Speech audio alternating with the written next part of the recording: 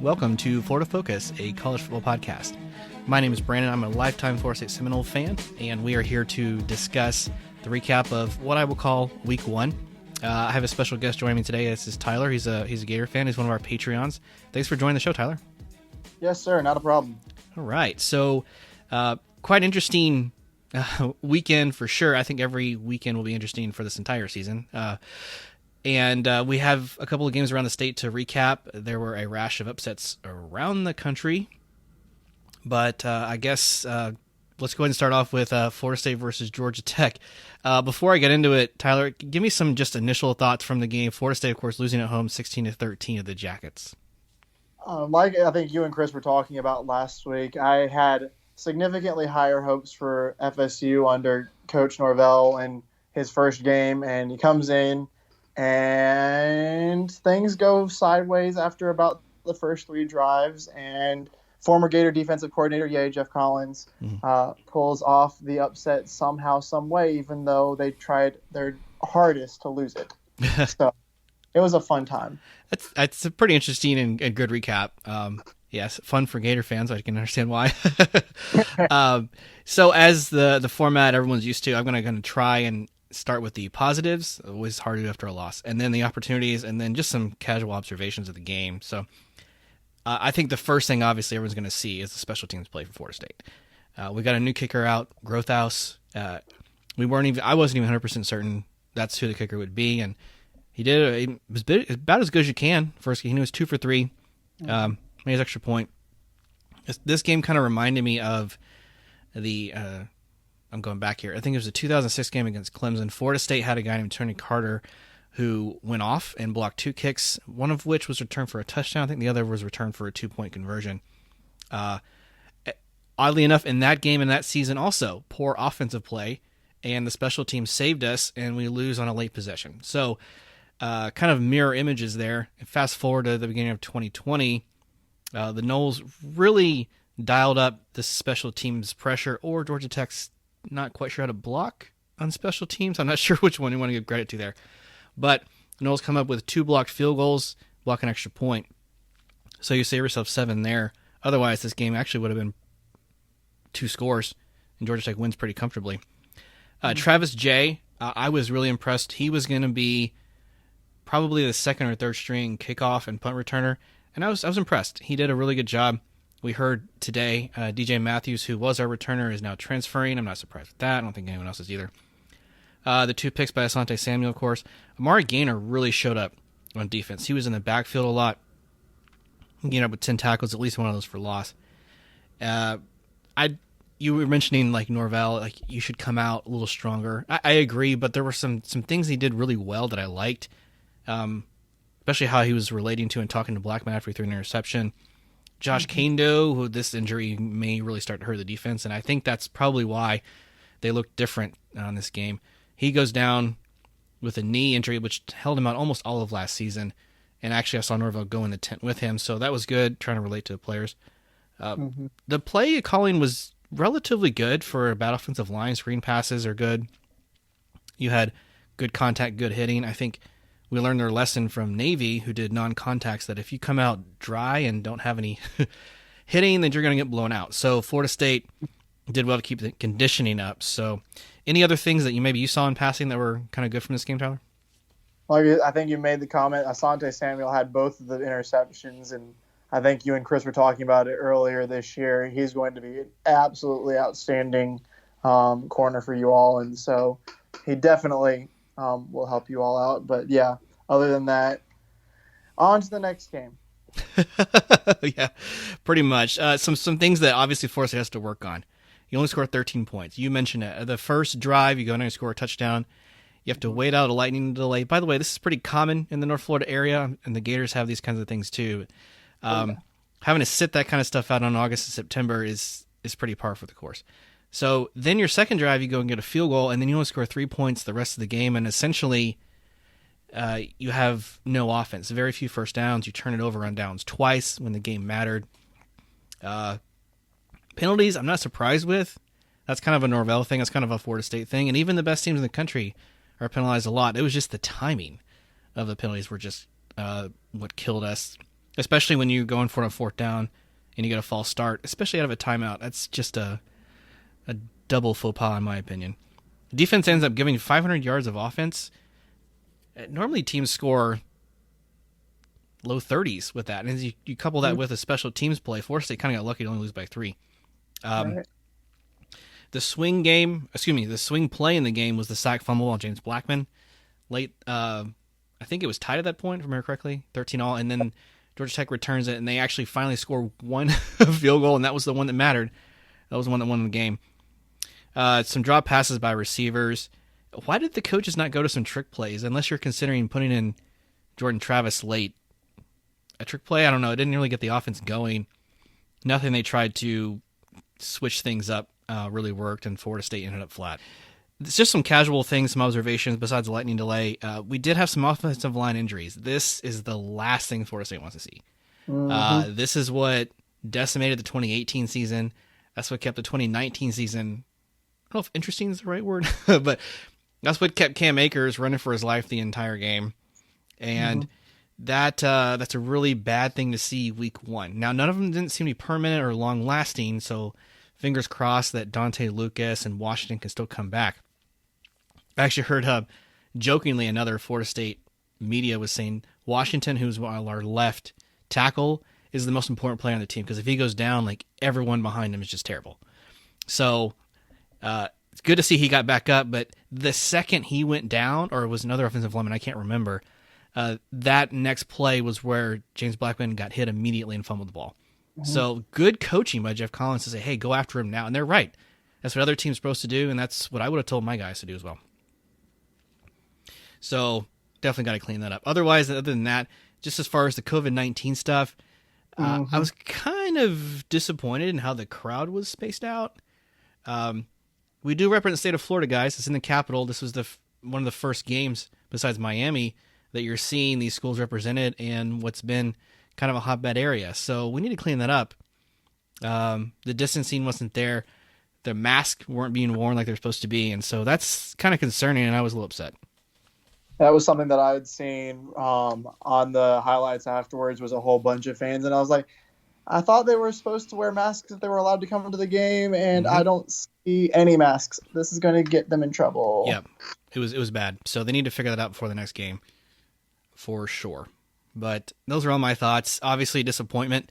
I know that people are going to probably overreact. Let's do youth movement. Let's just throw this season away. I don't see it that way. I know that Norville's still working to fix some things. His press conferences, looked as positive as they could. The fan base is not going to be happy. Obviously, start off the season with yet another loss, and you're climbing back out of a hole. But this is the reality, folks. This is where it's going to be. Florida State is going to struggle to win these types of games. So I predicted preseason 6-5 for the Noles. The 6 wins is looking a little bit harder to get to this point. So Florida State does get a bye week to kind of figure some things out. Let's hope they may put it to good use. And hopefully those injuries you were talking about are hopefully fairly minor. If you got that extra week early on after having that many injuries, then hopefully you can recover most of them before you get to your next game. Yep. Well said. Well said. All right. Well, I'm ready to move on after a loss, unless you had anything else to add. No, go for it. All right. So Miami Hurricanes played Thursday night, 34-14 win over UAB. They're a decent team. Derek King looked good. He continued to do what he does, run and pass. The passing could be a little bit better, but we kind of knew that already. A Miami defense, which continues to offer pressure. Diaz never lacks in that. Broke in a new offensive coordinator. I'd forgotten the pace that he liked to run. He's the guy from SMU. His name escapes me. But they got off to a little bit of a slow start, I think. But in the end, Miami's defense kind of straightened their back. Their early touchdown by UAB was off of a muffed punt by Miami, so they had a short field. Other than that, they only drove down and scored, I think it was the third quarter, and they held them scoreless outside of that. So that's about as much as you want from your defense. If you can only get 14 points, you're probably going to win nearly every game in your schedule if the offense doesn't, really mess up. So anything to add from the Canes? I thought something that was interesting, especially in comparison to last year, where Miami's running game wasn't bad, but it wasn't spectacular because their line kept getting them in trouble. They ended their game against UAB with 337 rushing yards. So that's definitely not a bad thing because, like you pointed out, UAB is not a bad team. But if you're running all over the place on them for 337 yards and I think 493 total was what I saw, that's definitely not a bad way to start off your season, especially trying to break in a new quarterback like you were talking about. I mean, thankfully for them, De'Aaron King's obviously not a bad starter, and we'll hope for them. We'll hopefully do well for them. Yep. I almost forgot about the rushing yards. That's a great observation. Like, that's really rare to see, especially with the Miami talent. You know, the last few years has just been bad. And they did kind of throw N'Kosi Perry a bone. He's been the backup / starter for a while, and he got to finish the game out. So it's kind of fun to see an old face there. Mm-hmm. But yeah, they actually, as far as I could tell, the fans and the COVID sitting seemed to be fine. They kind of figured it out, but you know, as we've joked for many, many years, there were about as many fans there during this time period as there would have been during a normal game. Poor Miami. Yeah. I mean, figure out the land, build your own stadium, and I'll get off your back about it. But until you do, I'm just gonna keep going. Go for it. Yeah. All right. The Canes win. They start off with a victory. Also, so did the South Florida Bulls. They beat Citadel 27-6. Did you realize, Tyler, Citadel's only playing 4 games this year?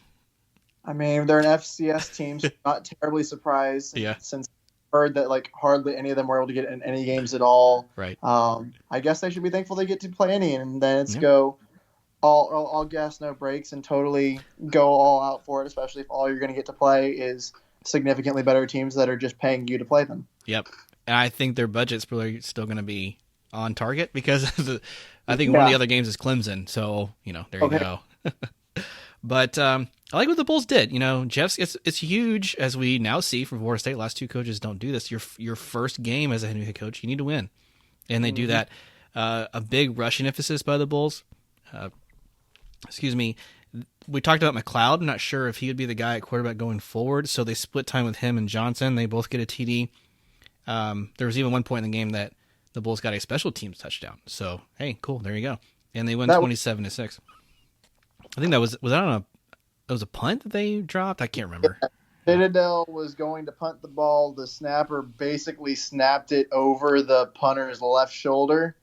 The punter grabs the ball, escapes getting tackled, tries to punt it, and basically kicks it off the side of his foot. So it just does a dying duck wobble like 5 yards, and the guy from USF catches it still in the end zone, just catches it, make sure he brings his feet in so he's technically in bounds to score the touchdown. How about that?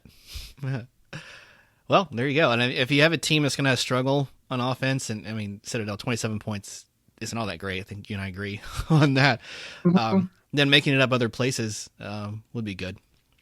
So, yeah, good start for the Bulls. They get a victory, and they're going to be playing 11 games this year, so good on them. They have, as far as I can tell, the longest season of anyone. So, all right. Well, that is it. Everyone else was off. I know you're chomping at the bits, no pun intended, to get your season started, Tyler, for the Gators, but one more week to wait. So I'm sorry we're not previewing them this time. Rats. But we do have some other games going on. So let's start off with some bye weeks. Florida State will be off. Gator's still off, and FIU will also not be playing. It's worth noting that, and this just came to us, we're recording this Tuesday night, and I mentioned when we're recording because you're going to be listening, all the fans are, and may not be up to date, but as of about an hour or 2 ago, it was announced that Florida Atlantic had about 12 positive tests. Did I get that right, Tyler? Yes, sir. That was what I saw. It was at least 12. Okay. So they're supposed to be at Georgia Southern as of right now. That game is still happening. That may not be the case in a day or 2. We'll see. Mm-hmm. But if the game does go as scheduled, Georgia Southern's already won a game. It was against Campbell. They win by 1. So Florida Atlantic is actually only favored by 6 in this matchup to start the Taggart era. This should be interesting. They do lose some guys from the previous season.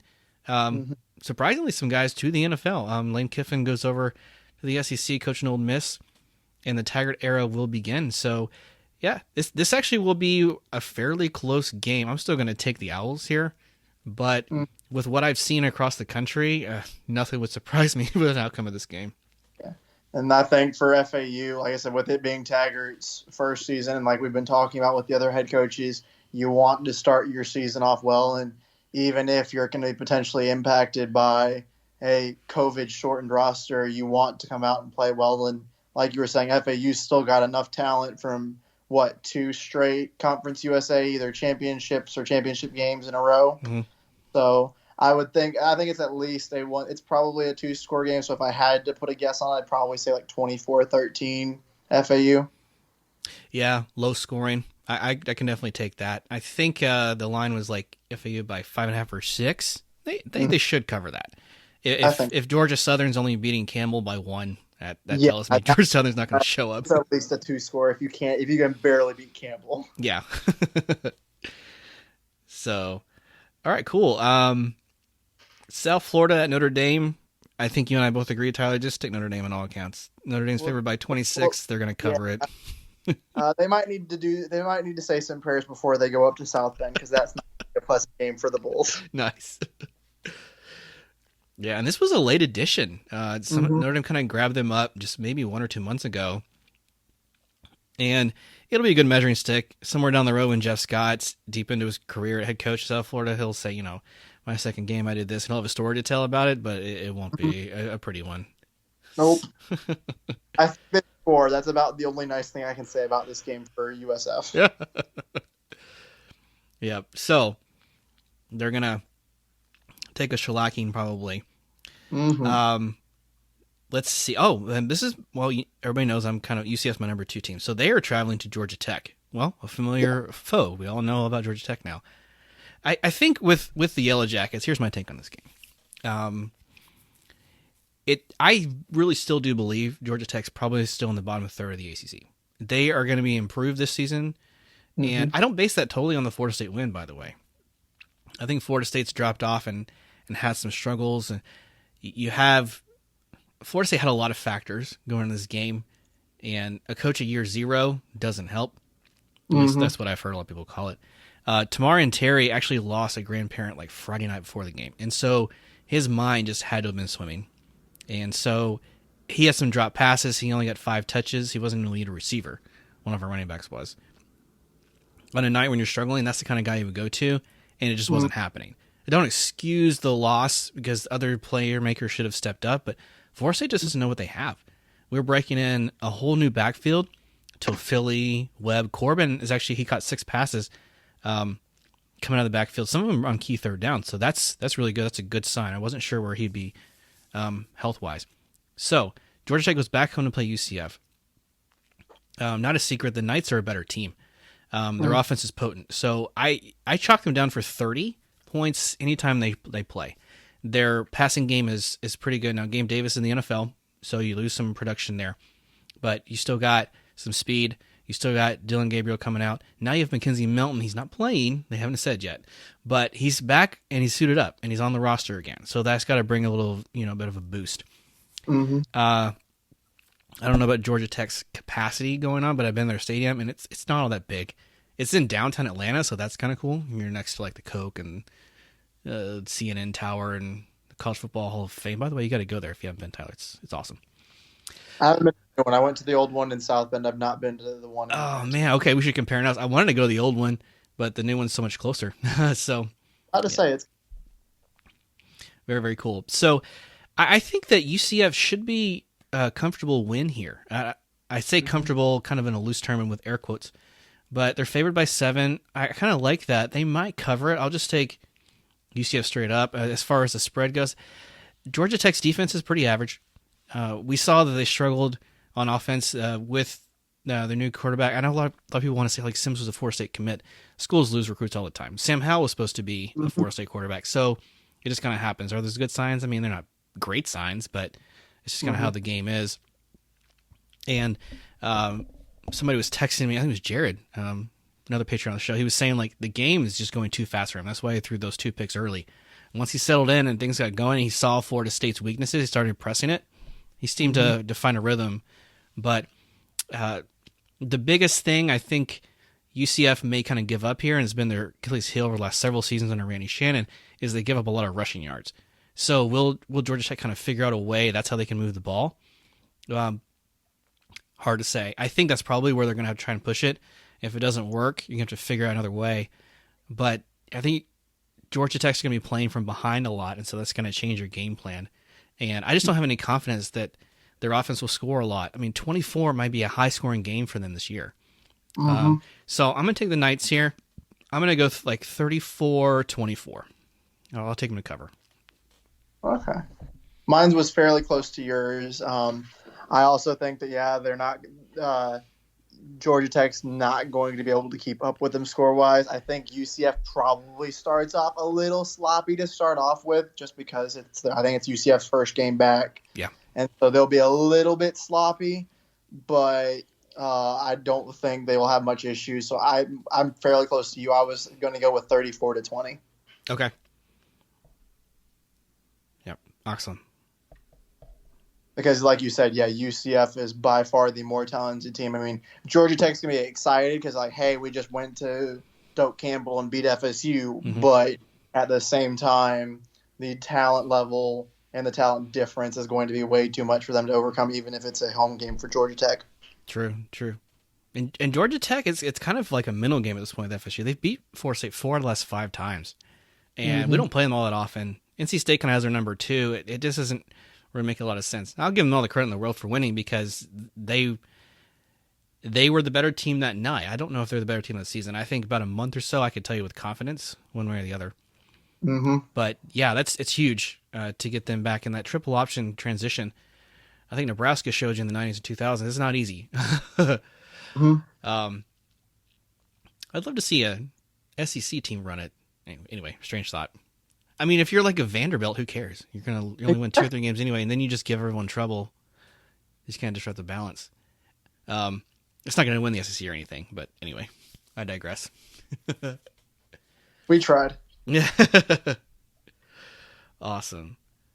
All right. Well, the best game of the weekend, Tyler, is Miami traveling to Louisville. Yes, sir. And they're both now after this week's poll clearing of all the teams that don't get to play this fall. Oh. True. I totally forgot about that. I like this matchup. This is very tight. It's probably the best matchup of the weekend. Oh, yeah, definitely. In my opinion, I think the winner of this game finishes 3rd in the ACC. The loser will have either tie or duke it out with North Carolina. We'll see. But good coaching, both sides. Some of the better coaches in the ACC. We were talking about Miami. We know that their offense seems to be competent. Hey, if they can keep the rushing attack up, they can stay in any game. So let's hope that they can do that for their own sake. Louisville did enough against Western Kentucky to show me they're improved. Cunningham, Tutu Atwell, their wide receiver, they've really got an offense that can move. And they didn't really show everything they had to. They only won by 14 against Western Kentucky, but enough to say they were still in control and they won comfortably. Right. I am actually going to take Louisville to win this game, although I'm not confident in it. I know that Vegas has them a favorite right now, but I think this is a close one. I don't even know how much home field advantage really matters this year, to be completely honest. But the logistics of having to travel, there's still something to that. And like I said, I'm not 100% sold that Louisville wins it, but I simulated this game in my mind several times, and that was who won more. So what are your thoughts? Like you said, they both played good teams out of Conference USA. Like you said, Louisville got to beat Western Kentucky by 2 scores, and Miami beat UAB. And I think they're both considered to be, 2 out of the top 3 or 4 teams in the Conference USA this year. Yeah, true. Like I said, I was going back and forth, but now since you've picked Louisville, just to be stubborn, I'll pick Miami just so we have a different. I agree. I basically think that this is going to come down to who makes the mistake last and who scores last. And I went with 34-32. I think it's a decently high scoring game. And I think that, like I said, it's going to come down to one of them is going to make a mistake 4th quarter and somebody is going to drive and end it, whether it be a field goal or a go-ahead touchdown in the last few minutes of the game. Okay. All right.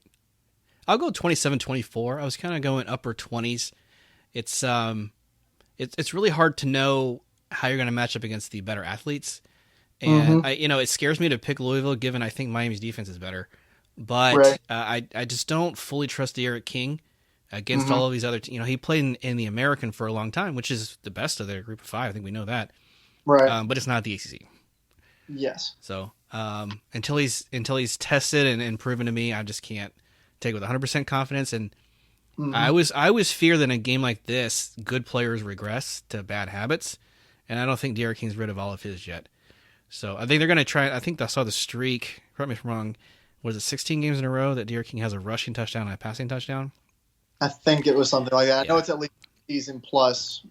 Yeah. That so you're going to have to get Brevin Jordan, the tight end, involved. You're going to have to get your running backs to pick up some of the slack, because if you can key on one guy and stop him, then their offense is going to start to sour pretty quick. So anyway, I could be very wrong. He could break out and exercise those demons, and then they could win pretty easily. But this is a close one. I think it's 2.5. It's almost a pick'em game. So should be fun. Should be tightly contested. About to say, I don't think there are any other ranked versus ranked games this week. So yeah, this will be the only competition for our ranked prime game. Time. All right, cool. Well, that about wraps up the show for today. It's been fun to see how the teams get started. Rough one for the Noles, but we'll see how the culture continues to evolve and how this loss impacts the team. And then within a week's time, Tyler, finally have some Gator football to talk, so that'll be exciting. We get to go to play Ole Miss. Woohoo, Lane. Trying again. That's just a fun one to get started with. Yeah. I mean, despite this year. So in the SEC, it gets started later this month, so we'll have plenty of other good matchups coming forward. But for all the fans and community, thank you as always for listening. You can reach out to us if you have any feedback. FloridaFocusPodcast.com. A reminder, we are on Patreon, and Tyler, thank you for your continued support. Patreon.com/FloridaFocusPodcast. As we promised all Patreons, we offer to come on the show. So if you want to be on the show with us, contributions are at $1 a month. Plus you get exclusive episodes. Tyler, I was talking to you earlier before we got started that we have one that we're going to be releasing soon. The all 2010s teams for the Gators and Noles, according to Brandon and Chris. So you get exclusives like that. Plus another surprise, because we love our supporters. We are working on a very, very cool gift, which you cannot get anywhere else. So Tyler, you'll get that pretty soon. I'll be in touch with you about how we'll get that to you. Awesome. Yeah. But any final thoughts you wanted to add about this week's game, this slate? I'm looking forward to at least that Miami-Louisville game, because that one definitely looks like it's going to be an exciting game, and I am ready for Gator football. Yeah, man, it's gonna be good. I like to see them do well also. So here's to the ACC, and then here's the SEC starting up. But thank you for the listen. We appreciate any feedback. 5 stars on all of the podcast player of choice. And this is Brandon saying, go Noles. Go Gators.